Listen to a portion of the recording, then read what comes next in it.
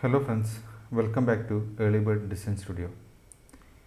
ഇന്ന് നമ്മൾ പരിചയപ്പെടാൻ പോകുന്നത് വളരെ ഉപകാരപ്രദമായ ഒരു ടൂളാണ്.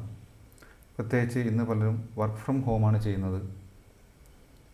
അപ്പോൾ അവരുടെ ക്ലയൻറ്റ് അല്ലെങ്കിൽ കമ്പനി അവർ ഓരോ പ്രൊജക്റ്റിലും എത്ര സമയം സ്പെൻഡ് ചെയ്യുന്നു എന്ന ഡീറ്റെയിൽസ് ഒരു റിപ്പോർട്ടാക്കി അയച്ചു കൊടുക്കാൻ ആവശ്യപ്പെടാറുണ്ട്. അപ്പോൾ ഇന്നത്തെ വീഡിയോയിൽ നമ്മൾ പരിചയപ്പെടുന്നത് അത്തരം ഒരു ടൂളാണ്. അത് ഡെവലപ്പേഴ്സ് ആയിക്കോട്ടെ, ഡിസൈനേഴ്സ് ആയിക്കോട്ടെ, ആർക്കായാലും ഉപകാരപ്പെടുന്ന ഒന്നാണ്. അപ്പോൾ അതിനായി ഞാൻ ഡിസ്ക്രിപ്ഷൻ കൊടുത്തിരിക്കുന്ന ലിങ്കിൽ കയറി നിങ്ങൾ ഒരു അക്കൗണ്ട് ക്രിയേറ്റ് ചെയ്യുക. നിങ്ങളുടെ ഇമെയിൽ ഐ ഡിയും പാസ്വേഡും അങ്ങനെ കുറച്ച് ഡീറ്റെയിൽസ് കൊടുത്താൽ മതിയാവും.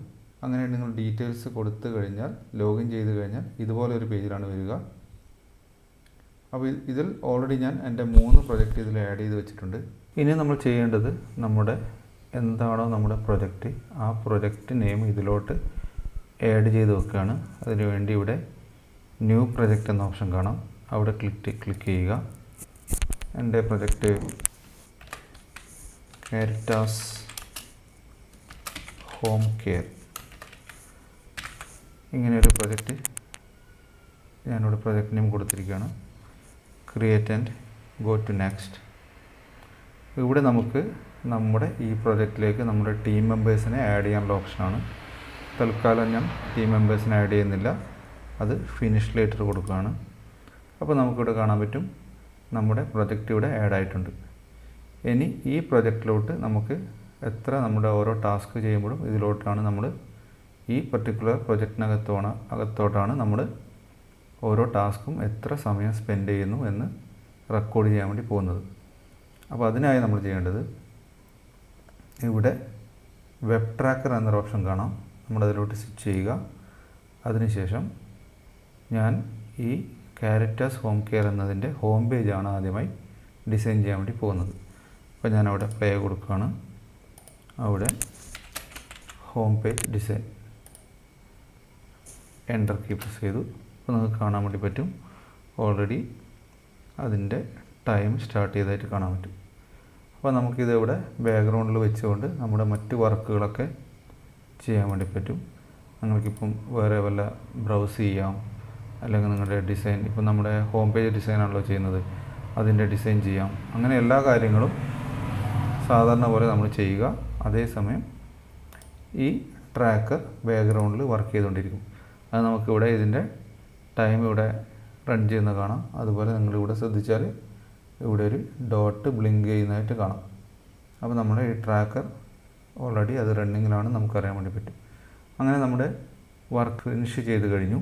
ഇനി അതിനുശേഷം നമ്മളിത് സ്റ്റോപ്പ് ചെയ്യുക. ഇനി നമുക്കിതിൻ്റെ റിപ്പോർട്ട് കാണണം. ഇനി നമ്മൾ റിപ്പോർട്ട് പോവുകയാണെങ്കിൽ നമുക്കിവിടെ നമുക്ക് കാണാൻ പറ്റും ആ പർട്ടിക്കുലർ പ്രൊജക്റ്റ് ഏതാണോ പ്രൊജക്റ്റ്. ഇപ്പോൾ ഇതാണ് നമ്മുടെ പ്രൊജക്റ്റ്. ഇനി ഇത് സെലക്ട് ചെയ്യുകയാണെങ്കിൽ ആ പ്രൊജക്റ്റിൻ്റെ ആ റിപ്പോർട്ട് നമുക്ക് ഒരുമിച്ച് കാണാൻ വേണ്ടി പറ്റും. അതുപോലെ നിങ്ങൾക്ക് ഇവിടെ നോക്കിയാൽ ഇപ്പോൾ ഓൾറെഡി നമ്മുടെ ടീം മെമ്പേഴ്സ് നമ്മൾ വേറെ ആരും ആഡ് ചെയ്തിട്ടില്ല.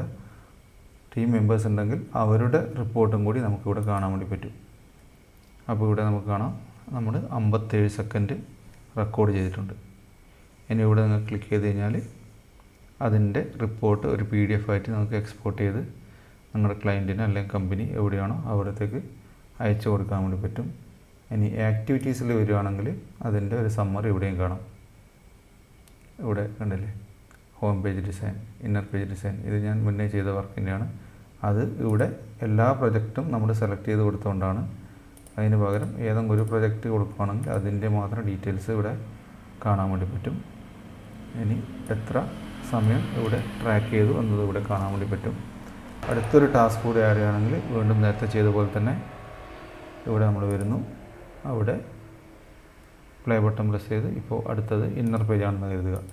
ഇന്നർ പേജ് എന്ന് കൊടുക്കുകയാണെങ്കിൽ ഇന്നർ പേജ് ഡിസൈൻ അതും ട്രാക്ക് ചെയ്യാൻ സ്റ്റാർട്ട് ചെയ്തിട്ടുണ്ട്. അപ്പോൾ അതിൻ്റെ ഡീറ്റെയിൽസ് നമുക്ക് അടുത്തായിട്ട് ഇവിടെ കാണാൻ വേണ്ടി പറ്റും. ആക്ടിവിറ്റീസ് പോയി കഴിഞ്ഞാൽ കണ്ടില്ലേ, ഇവിടെ അതിൻ്റെ ഇതാണ് നമ്മുടെ പ്രൊജക്റ്റ് നെയിം. അതിൻ്റെ അകത്ത് 2 ടാസ്ക് റെക്കോർഡ് ചെയ്തിട്ടുണ്ട്. അതിൻ്റെ ടോട്ടൽ എത്രയാണോ അത് നമുക്കവിടെ കാണാൻ വേണ്ടി പറ്റും. എന്തെങ്കിലും ഒരു ടാസ്ക് നിങ്ങൾ ആഡ് ചെയ്യാൻ വിട്ടുപോയി, അല്ലെങ്കിൽ ഒരു ടാസ്ക് നിങ്ങൾ റെക്കോർഡ് ചെയ്തില്ല, അങ്ങനെയുള്ള സിറ്റുവേഷനിൽ നമുക്കത് മാനുവലി നമുക്കിവിടെ വന്നിട്ട് ആഡ് ചെയ്യാൻ പറ്റും. ഇവിടെ ഇതിൻ്റെ ടാസ്കിൻ്റെ പേര് ഇവിടെ ചേഞ്ച് ചെയ്യാം, അതുപോലെ ടൈം ഇവിടെ മാറ്റാം. അങ്ങനെയെല്ലാം ഇവിടെ നമുക്ക് പിന്നീട് അഥവാ നമ്മൾ വിട്ടുപോവുകയാണെങ്കിൽ അല്ലെങ്കിൽ മാനുവലി ചെയ്യണമെങ്കിൽ അതിനുള്ള ഓപ്ഷനും ഇവിടെയുണ്ട്. അതുപോലെ ഇതിൻ്റെ സെറ്റിങ്സ്, നമ്മുടെ പ്രൊഫൈൽ സെറ്റിങ്സ്, അത്തരം കാര്യങ്ങൾ നമ്മളിവിടെ വന്നു കഴിഞ്ഞാൽ അക്കൗണ്ട് സെറ്റിങ്സിൽ വന്നു കഴിഞ്ഞാൽ നമുക്ക് നമ്മുടെ പേര്, എല്ലാ ഡീറ്റെയിൽസും നമുക്കിവിടെ മാറ്റാൻ അങ്ങനെയുള്ള ഓപ്ഷനുണ്ട്. അപ്പോൾ ഇത് തീർച്ചയായും എല്ലാവർക്കും ഉപകാരപ്പെടുമെന്ന് തന്നെ കരുതുന്നു. ഇത് എല്ലാവരും ഒന്ന് ട്രൈ ചെയ്ത് നോക്കുക. പിന്നെ പ്രത്യേകിച്ച് ഓർമ്മിക്കേണ്ട ഒരു കാര്യം, നമ്മളിവിടെ വന്ന് ടാസ്ക് സ്റ്റോപ്പ് ചെയ്യാൻ മറന്നു പോകരുത്. നമ്മളിവിടെ വന്ന് ടാസ്ക് സ്റ്റോപ്പ് ചെയ്തിട്ടില്ലെങ്കിൽ ഇത് ബാക്ക്ഗ്രൗണ്ടിൽ റൺ ചെയ്തുകൊണ്ടിരിക്കും. അപ്പോൾ നമ്മുടെ റീഡിങ് കറക്റ്റ് ആയിരിക്കില്ല. അപ്പോൾ എല്ലാവരും ആ ഒരു കാര്യം മാത്രം ഒന്ന് ശ്രദ്ധിക്കുക. അപ്പോൾ അടുത്ത വീഡിയോ വീണ്ടും കാണാം. ബൈ.